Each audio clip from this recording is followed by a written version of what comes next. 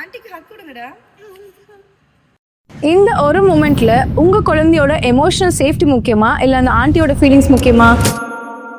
இதுக்கு தான் குழந்தைங்களுக்கு குட் டச் பேட் டச்ங்கிறத தாண்டி கன்சென்ட் அண்ட் பவுண்டரி சொல்லி கொடுக்கறது ரொம்பவே முக்கியம். இது டீச்சிங் கிட்ஸ் 101 எபிசோட் 2. கன்சென்ட் டீச்சிங்னு சொல்றது 18 மந்த்ஸ்ல இருந்தே ஸ்டேஜ் வைஸ் பண்ணணும். 18 மந்த்ஸ்ல இருந்து 2 இயர்ஸ்க்குள்ள உங்க டைப்பரை நான் சேஞ்ச் பண்ணலாமா, சாப்பிடலாமா அப்படின்னு சின்ன சின்ன விஷயத்துல கூட கன்சென்ட் கேட்டு பண்ணுங்க. வெர்பலா இல்லைனாலும் அவங்க ஓகேன்ற சிக்னல் கொடுக்கற வரைக்கும் வெயிட் பண்ணுங்க.